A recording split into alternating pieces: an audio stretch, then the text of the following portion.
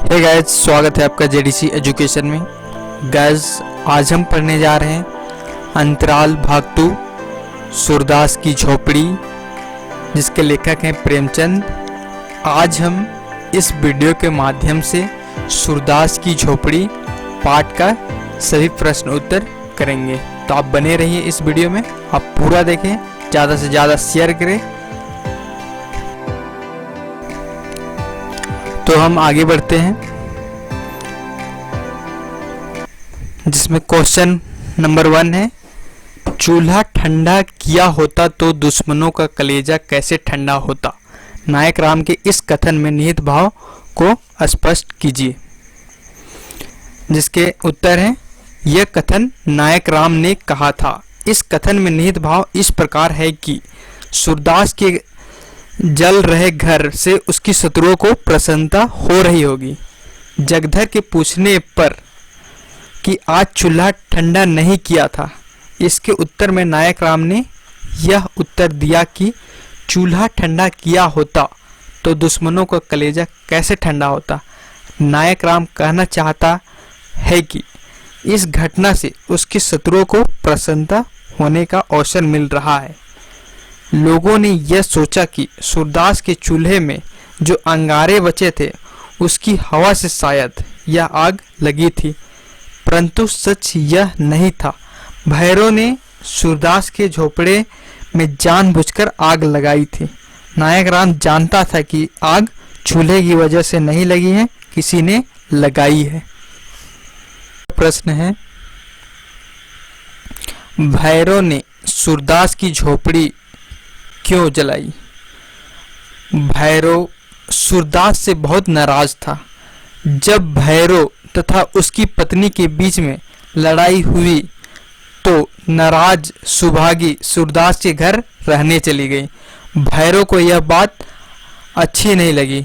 सूरदास हताश सुभागी को बेसहारा नहीं करना चाहता था, अतः वह उसे मना नहीं कर पाया और उसे अपने घरों में रहने दिया।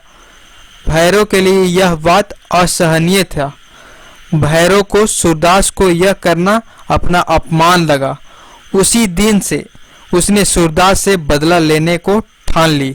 वह सूरदास को सबक सिखाना चाहता था, जिसे घर के दम पर उसने सुभागी को साथ रखा था।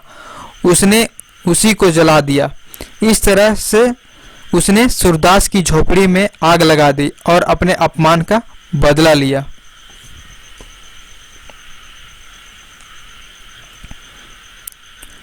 क्वेश्चन नंबर 3 है, यह फूस की राख न थी, उसकी अभिलाषाओं की राख थी। संदर्भ सहित विवेचन कीजिए। इसका उत्तर है, सूरदास एक अंधा भिखारी था। उसकी संपत्ति में एक झोपड़ी, जमीन का छोटा सा टुकड़ा और जीवन भर जमा की गई पूंजी थी। यही सब उसके जीवन के आधार थे। जमीन उसके किसी काम की नहीं थी। उस पर सारे गांव के जानवर बनाई चरा करते थे। सूरदास उसी में प्रसन्न था। झोपड़ी जल गई पर वह दोबारा भी बनाई जा सकती थी, लेकिन उस आग में उसकी जीवन भर की जमा पूंजी जलकर राख हो गई। उसे दोबारा इतनी जल्दी जमा कर पाना संभव नहीं था। उसमें 500 रुपये थे। उस पूंजी से उसे बहुत सी अभिलाषाएं थी।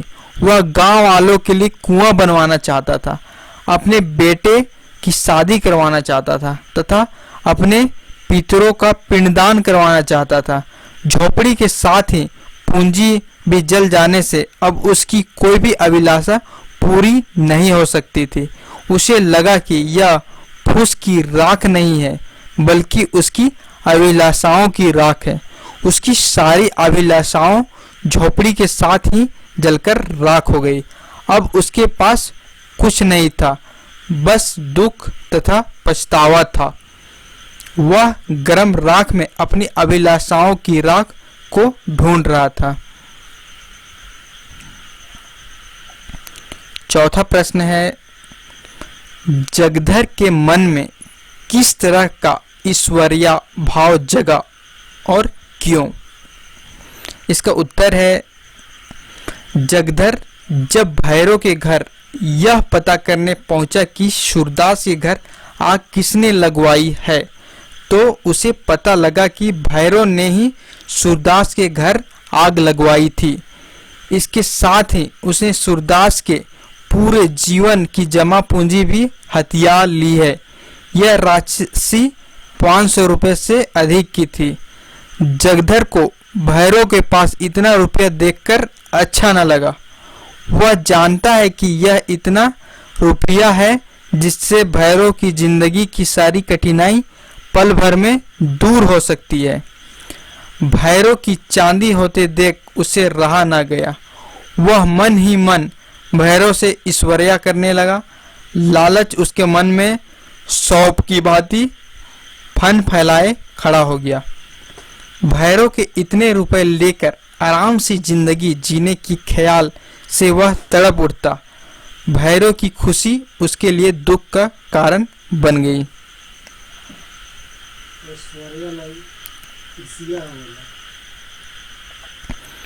पांचवा प्रश्न है, सूरदास जगधर से अपनी आर्थिक हानि को गुप्त क्यों रखना चाहता था?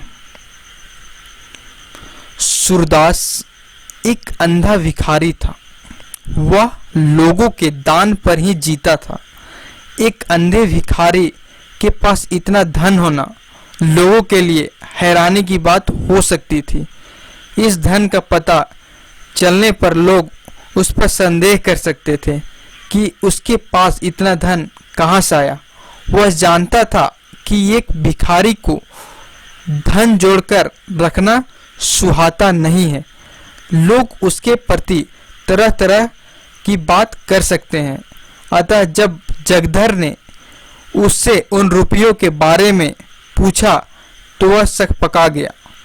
वह जगधर को इस बारे में बताना नहीं चाहता था।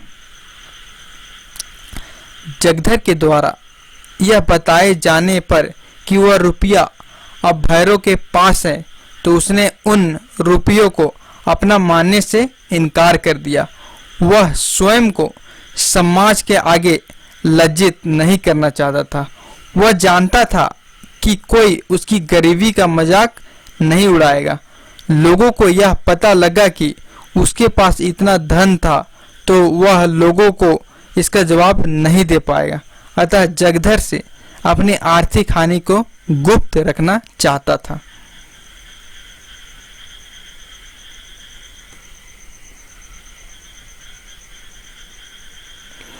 छठा प्रश्न है, सूरदास उठ खड़ा हुआ और विजय गर्व की तरंग में राख के ढेर को दोनों हाथों से उड़ाने लगा। इस कथन के संदर्भ में सूरदास की मनोदशा का वर्णन कीजिए। तो इसके उत्तर हैं, सूरदास अपने रुपयों की चोरी की बात से दुखी हो चुका था। उसे लगा कि उसके जीवन में अब कुछ शेष नहीं बचा है। उसके मन में परेशानी, दुख गलानी तथा नैराश्य का भाव उसे नहला रहे थे। अचानक इस द्वारा मिठुओं को यह कहते हुए सुना कि खेल में रोते हो। इन कथनों की सूरदास की मनोदशा पर चमत्कारी परिवर्तन कर दिया।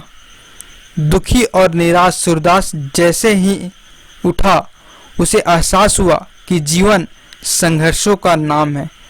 इसमें हार जीत लगी रहती है। इंसान को चोट और धक्का से डरना नहीं चाहिए, बल्कि जीवन का संघर्ष कर डटकर सामना करना चाहिए। जो मनुष्य जीवन रूपी खेल में हार मान लेता है, उसे दुख और निराशा के अलावा कुछ नहीं मिलता है। घीस के वचनों ने उसे समझाया कि खेल में बच्चे भी रोना अच्छा नहीं मानते, तो वह किस लिए रो रहा है। बस जैसे वह जाग उठा और राख के बीच रोता बिलखता सूरदास उठ खड़ा हुआ। अपने दुख पर प्राप्त विजय गर्व की तरंग जैसे ही उसमें प्राण डाल दिए, वह राख के ढेर को प्रसन्नता से दोनों हाथों से उड़ाने लगा। यह ऐसे मनुष्य की मनोदशा है जिसने हार का मुंह तो देखा, परंतु जो हारा नहीं बल्कि अपने हार को भी जीत में बदल दिया। आगे 7वां प्रश्न है, तो हम 100 लाख बार बनाएंगे। इस कथन के संदर्भ में सूरदास के चरित्र का विवेचन कीजिए। तो इसके उत्तर है, इस कथन को ध्यान से समझने पर हमें सूरदास के चरित्र की निम्नलिखित बातें सामने आती है। दृढ़ निश्चय, यह एक दृढ़ निश्चय व्यक्ति है। रुपए के जल जाने की बात ने उसे कुछ समय के लिए दुखी तो किया, परंतु बच्चों की बातों ने जैसे उसे दोबारा खड़ा कर दिया। उसे एहसास हुआ कि परिश्रमी मनुष्य दोबारा खड़ा हो सकता है। उसने दृढ़ निश्चय से मुसीबतों का सामना करने की कसम खा ली। पछताना छोड़कर उसमें नई हिम्मत का समावेश हुआ। ख नंबर है, परिश्रमी वह भाग्य के भरोसे रहने वाला नहीं था, उसे स्वयं पर विश्वास था। अतः वह उठ खड़ा हुआ और परिश्रम करने के लिए तत्पर हो गया। उसने यह संदेश मिठुओं को भी दिया कि जितनी बार उसकी झोपड़ी जलेगी वह उतनी बार उसे दोबारा खड़ा कर देगा। ग है, बहादुर सूरदास बेशक शारीरिक रूप से अपंग था, परंतु वह डरपोक नहीं था। मुसीबतों से सामना करना जानता था। इतने कठिन समय में वह स्वयं को बिना किसी सहारे के तुरंत संभल सकता था। बहादुरी युद्ध के मैदान में नहीं देखी जाती है, जीवन रूपी युद्ध के मैदान में देखी जाती है। इसमें सूरदास बहादुर व्यक्ति था। इसी प्रश्न के साथ यह वीडियो समाप्त होता है। आप यह वीडियो पूरा देखें, ज़्यादा से ज़्यादा शेयर करें, ज़्यादा से ज़्यादा लोगों तक पहुंचाएं, जिससे ज़्यादा लोग इसका लाभ ले सकें। इसी शब्दों के साथ मैं अपना वाणी को विराम देता हूँ। जय हिंद, जय भारत।